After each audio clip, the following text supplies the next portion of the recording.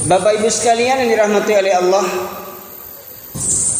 di awal majelis ini perkenankan saya memohon izin untuk ta'aruf. Saya ini memang kelahiran kota Medan, lahir besar di Medan, dan alhamdulillah kedua orang tua saya berasal daripada kota Pariaman. Ibu sukunya Tanjung, ayah sukunya Mandailing. Ketika saya masih di Medan, tahun 2000 saya pulang kampung ke Pariaman ingin mengerjakan sholat subuh. Mirisnya ketika waktu sholat subuh itu warga desa tidak ada yang ke surau. Kita orang rantau, kita yang buka surau. Hidupkan lampu, buka pintu, hidupkan lampu. Lihat tikar berserakan, lantai tebal dengan abu, di atap banyak sarang laba-laba, di ujung surau di dalam itu berserak kertas BT. Ketika itu tasirok jantung ambo. Saya bergumam dalam hati, ya Allah ya Rabbi. Sejak tahun 95 selagi lajang saya berdakwah ke negeri orang. Di Cilacap sudah pernah, di Medan, di Mandailing, Natal, di Aceh, sampai ke Malaysia. Orang bilang orang Minang itu agamanya kuat. Orang bilang kalau orang Minang pasti Islam. Tapi jangan lupa, itu dulu orang Minang pasti Islam, itu dulu. Tahu enggak Bapak Ibu sekalian, orang Minang sekarang sudah banyak yang jadi pendeta. Pernah dengar? Siapa namanya Pak? Yanwardi Koto, orang Lubuk Basuang, pendeta, punya gereja di Jakarta, gereja di Mangga Dua, gereja orang Minangkabau. Jadi dulu pemuda lalu di surau dulu. Ya. Dulu falsafah kita orang Minang, adat bersendikan Sarak bersendikan kitabullah, Sarak mengata, adat memakai. Itu dulu. Apa iya? Sekarang tidak. Makanya saya katakan, kalau laki-laki Minangkabau orang Baradai, panuah surau pokok yo Baradai orang Minangkabau. Ota yang banyak kini.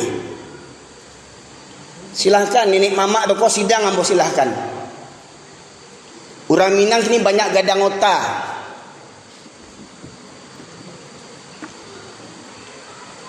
Bukan ambo banci orang Minang Pak Ibu ndak. Kecil orang di Facebook, Ustaz Erwin ini baa kok dendam bana orang Minang nyo, bakasam bana orang Minang. Bukan dendam, dek sayang ambo makonyo bantu aku ambo ceramah. Dek apa? Sok jantung ambo setelah ambo tinggal di kampung, jantungan sok jantung. Ndak picayo, raso ndak picayo. Bandak raso picayo.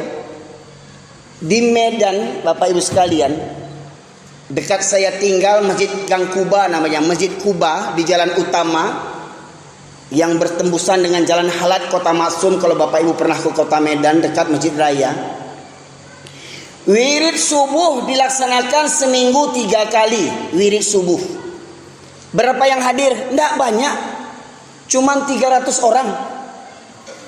Wirid subuh, coba tanya di tanah datar, kalau ada wirid subuh berapa yang datang? Jujur saja. Mana alim ulama nagari tanah datar? Mana alim ulama Minangkabau? Mana masjid orang Minangkabau yang rami waktu subuh? Nyaris cuma cerita dulu.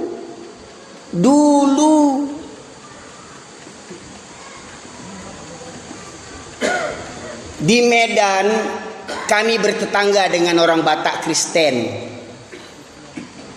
Cina Kristen. Berbanding banyak jumlah gereja dengan masjid. Tapi alhamdulillah wirid subuh 300 orang yang datang. Di nagari awak Minangkabau yang punya falsafah adai basandijo sarak basandijo kitabullah, sarak mangato adai memakai musaji bantu keranda mai kini. Bakok keranda mai istilah kalau dalam sebuah negeri, ini cerita karangan saya aja. Umpama dalam sebuah nagari, wali nagari mengajak rakyatnya, warganya, wahai mari warga nagari, kita berjibaku gotong royong untuk membuat keranda mait. Yang punya harta sumbangkan hartanya, yang punya pikiran sumbangkan pikirannya, yang punya tenaga sumbangkan tenaganya. Mari kita rancang keranda mayat yang nyaman bagi mayat, pakai spring bed, AC, CCTV, remote control, ya, pakai wifi, ya, supaya nyaman keranda mayatnya di dalam. Akhirnya berjibakulah orang kampung, yang orang kayo puluhan juta pitih di keluan. Yang punya tenaga gotong royong, buat itu semacam. Yang punya pikir, oh bagusnya begini. Hingga jadilah keranda mayat itu. Setelah jadi, apa kata Pak Wali Nagari? Alhamdulillah berkat kerjasama kita semua, keranda mayat selesai. Sekarang siapa yang mau mengisi terlebih dahulu? Siapa yang mau mengisi keranda mayat itu terlebih dahulu? Ada yang mau daftar? Ada yang mau daftar? Yang sumbangannya lebih besar mungkin mau masuk dulu. Yang tenaganya, ya, paluahnya sagadang jaguang ingin masuk dulu. Yang punya rancangan begini kan masuk dulu. Sadonyo tundo batundo, angkulah dulu. Baitulah nasi Surawawa. Kok kamambanguan dak tangguang, orang Minang kok kayo-kayo. Kok kamambangun dak tangguang. Semuanya berjibaku. Tapi setelah selesai, siapa yang ngisi? Siapa yang mengisi surau? Alhamdulillah, mudah-mudahan ini bentuk kesadaran dari KNPI Tanah Datar yang semoga bisa diikuti oleh KNPI seluruh nagari Minangkabau. Biasanya mohon maaf yang namanya HUT Pemuda itu tak terlepas daripada hiburan. Begitu juga termasuk nanti HUT RI. HUT ke tahun berapa nih Pak RI Pak? 78 79 78. Sudah mulai jalan-jalan di stop untuk minta sumbangan. Apa kegiatan yang dibuat? Panjat pinang. Apa lagi? Orgen tunggal. Emang gak ada acara lain selain itu?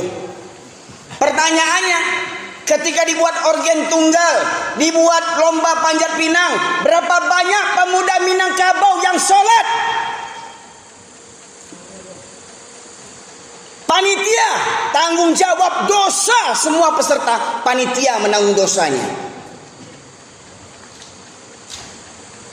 Termasuk yang memberikan sumbangan untuk panjat pinang dan orgen tunggal.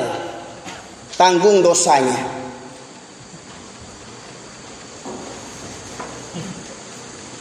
Pertanyaannya, apakah itu untuk menyambut kemerdekaan Indonesia yang dikorbankan darah para pejuang?